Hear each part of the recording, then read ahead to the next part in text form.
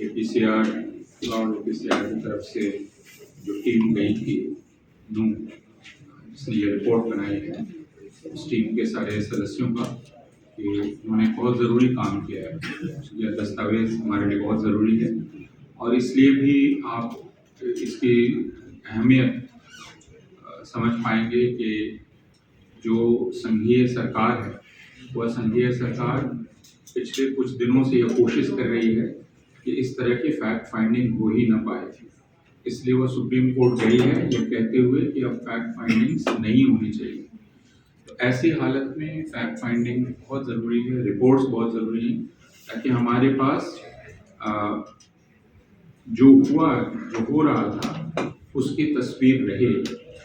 और वह इस वजह से भी कि इस वक्त जो हिंदुस्तान का बड़ा मीडिया है, हिंदी का, अंग्रेजी का, टेलीविज़न, अखबार, इन सब ने जैसे कसम खा ली है कि ये झूठ के अलावा कुछ नहीं बोलेगा। तो जब चारों तरफ झूठ का कारोबार है तब इस तरह की फैक्ट फाइंडिंग रिपोर्ट्स की अहमियत है। और पिछले एक हफ्ते में अलग अलग प्लेटफॉर्म्स ने और अलग अलग रिपोर्टर्स ने भी और इस तरह की फैक्ट फाइंडिंग टीम ने यह बात अब साबित कर दी है कि यह मामला इतना सीधा नहीं था कि एक यात्रा निकली जिस पर पत्थर चले और उससे हिंसा शुरू हुई, बल्कि एक तरह से हिंसा की पूरी तैयारी की गई थी। तो जिसे आप दंगा कहते हैं या हिंसा कह सकते हैं, यह हिंसा कराने की पूरी तैयारी की गई और इसमें एक प्रशासन की शिरकत थी, क्योंकि प्रशासन को पता था कि क्या होने वाला है, किस दिशा में यह जाने वाला है। यह बात जब उप मुख्यमंत्री पूछ रहा है, यह बात जब एक भारतीय जनता पार्टी का बड़ा नेता पूछ रहा है कि यात्रा में हथियार ले जाने की इजाजत किसने दी, और अब यह पूरे भारत का एक तरह का नियम बन गया है कि विश्व हिंदू परिषद और बजरंग दल की तरफ से यात्राएं निकाली जाती हैं। ये यात्राएं कई पारंपरिक अवसरों पर निकाली जाती हैं, जो रामनवमी जैसे अवसर हैं, उनका एक प्रकार से अपहरण कर लिया है विश्व हिंदू परिषद और बजरंग दल ने, और उन यात्राओं में बड़ी संख्या में हथियार ले जाए जा रहे हैं। उनमें लाजमन मुसलमानों को गाली गलौज देते हुए नारे लगाए जाते हैं, गाने बनाए जाते हैं। यह कोशिश की जाती है कि वो जितना हिंदू धर्म के बारे में नहीं हो वो उतना मुसलमानों को बेइज्जत करने के लिए। तो ये यात्राएं एक तरह से एक जरिया बन गई है, क्योंकि इन यात्राओं में सैकड़ों की संख्या में नौजवान शामिल होते हैं, बच्चे शामिल होते हैं, 13, 14, 15 साल के। एक तरह से इन यात्राओं के माध्यम से एक बड़ी आबादी तैयार की जा रही है हिंदुओं की, जो मुसलमान विरोधी नफरत में दीक्षित, उसकी ट्रेनिंग उसको दी जा रही है। यह बात समझना हम लोगों के लिए बहुत जरूरी है, क्योंकि यात्रा जब जैसे ही आप कहते हैं रामनवमी का जुलूस, तो माँ बाप भाग लेने देंगे उसमें, लेकिन रामनवमी का जुलूस तो वो क्या है, राम के बारे में तो वो है नहीं, वो दरअसल मुसलमानों को गाली गलौज देने के लिए है, उनको बेइज्जत करने। तो हिंदुओं की एक बड़ी आबादी रेडिकलाइज की जा रही है विश्व हिंदू परिषद, बजरंग दल के द्वारा, आरएसएस के द्वारा, बीजेपी के द्वारा, और उस रेडिकलाइजेशन में इन यात्राओं का इस्तेमाल किया जा रहा है। ये धार्मिक यात्राएं नहीं है, जैसा आपने बताया खुद, जो हमारा पारंपरिक धार्मिक व्यवहार है, ये यात्राएं उसका हिस्सा नहीं है। ये यात्राएं इस मकसद से ही निकाली जाती हैं कि हिंसा का माहौल बने और हिंसा हो। और नदीम ने जैसा कासगंज से लेकर अब तक का सिलसिला बतलाया है, उससे यह जाहिर है कि नूह में जो यात्रा निकाली गई थी उसका मकसद ही था हिंसा भड़काना, और वह हिंसा हुई। लेकिन यह बात भी कहना बहुत जरूरी है, प्रशासन और पुलिस दो तर्क देते हैं। एक दूसरा, वो इनफॉर्मली ये कहते हैं कि ऊपर से आदेश था, लेकिन हम ये कहना चाहते हैं कि राजनीतिक जिम्मेवारी है, लेकिन हमारे जो प्रशासनिक अधिकारी हैं और पुलिस अधिकारी हैं, इन्होंने संविधान की शपथ ली है।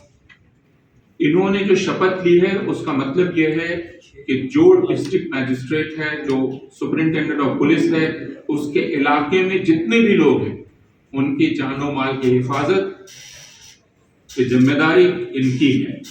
भैया कह के नहीं बच सकते कि ऊपर से आदेश था इसलिए हम क्या करें। यानी ऊपर से आदेश था तो आपने जो शपथ ली उस शपथ को आपने तोड़ दिया, उस शपथ का कोई मतलब ही नहीं, आप अपनी जिम्मेदारी से मुकर गए। तो आखिर एक प्रभाकर चौधरी कैसे हुआ जिसने जो भीड़ मस्जिद के सामने डीजे बजाने पर आमादा थी उसको तितर बितर किया? उसने भी किया, ये उसकी ड्यूटी का हिस्सा था। आप जब प्रभाकर चौधरी की तरह अपनी ड्यूटी नहीं निभाते, सुबोध कुमार सिंह की तरह नहीं निभाते, तो मानना पड़ेगा आपने अपनी शपथ तोड़ दी, और शपथ तोड़ने से बड़ा पाप और कोई हो नहीं सकता, और यह अपराध भी है। और आगे चलकर, और हम उम्मीद करें कि जरूर ऐसा वक्त आएगा जब इंसाफ किया जा सकेगा, और जब इंसाफ का वह सिलसिला शुरू होगा तो ये पुलिस ऑफिसर और ये डिस्ट्रिक्ट मैजिस्ट्रेट यह कह के नहीं बच सकेंगे कि ऊपर से आदेश है। ये पूरी तरह से उनके इसमें शिरकत है, या तो वो कबूल करें सामने आकर, यह विफलता उनकी, वो कर नहीं पाए, लेकिन वो ऐसा नहीं कर रहे हैं। और ये इससे भी जाहिर है कि जो बुलडोजर चले वे सब के सब मुसलमानों के घरों पर चले और उनके दुकानों पर चले, ये सब के सब। इसका मतलब, और यह बुलडोजर किसी पॉलिटिकल आदमी ने नहीं चलाया, यह बुलडोजर पुलिस और एडमिनिस्ट्रेशन ने चलाया। तो ये सारे लोग जो पुलिस और एडमिनिस्ट्रेशन के लोग हैं, ये जिम्मेदार हैं इस बर्बादी के लिए, जो बर्बादी उन्होंने की है, जो पूरी तरह से गैर कानूनी है, और जिसके बारे में पंजाब और हरियाणा हाईकोर्ट ने कहा कि ये एक तरह से नस्ल कुशी के से अलग कुछ भी नहीं, एथनिक क्लिंजिंग है, नस्ल कुशी। इस गंभीरता को भारत के सारे लोगों को समझना चाहिए, खासकर हिंदुओं को समझना चाहिए कि उनके बच्चों का रेडिकलाइजेशन कितने बड़े पैमाने पर किया जा रहा है। मुसलमानों के साथ जो हो रहा है वो मुसलमान देख रहे हैं, और वो उसको झेलने को मजबूर हैं, क्योंकि पूरा का पूरा कानून और व्यवस्था का तंत्र इस वक्त उनके खिलाफ, इसलिए वो उसको झेलने के मजबूर है, और वो कानून व्यवस्था खुद तोड़ना नहीं चाहते। ये बात बहुत साफ जाहिर है, वरना पिछले 10 सालों में जो कुछ भी हुआ है उसमें किसी की भी बर्दाश्त, आप ये कह सकते हैं कि उस बर्दाश्त की एक इंतहा होती है, लेकिन ऐसा लगता है कि इस कौम की बर्दाश्त की कोई इंतहा ही नहीं है।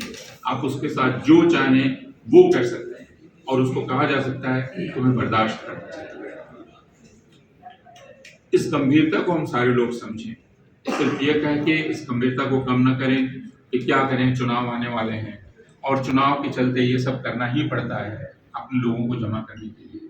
तो पिछले 10 साल से गुड़गांव में जो नमाज रोकने के नाम पर हो रहा है, पहले कहा गया खुले में नमाज मत पढ़िए क्योंकि ये लैंड जिहाद हो रहा है, मुसलमान नमाज पढ़ते हैं जुमे को, वे उन जमीनों पर निगाह गड़ाए हुए हैं, जमीन हड़प कर लेंगे।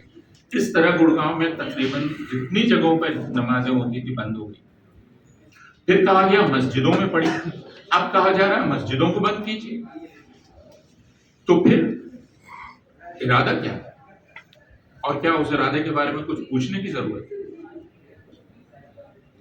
तो हम सारे लोग जो यहाँ इकट्ठा हैं, हमारे मीडिया के जो दोस्त इकट्ठा हैं, उन सबको इस गंभीरता को समाज के हर तबके तक पहुंचाने की आवश्यकता है।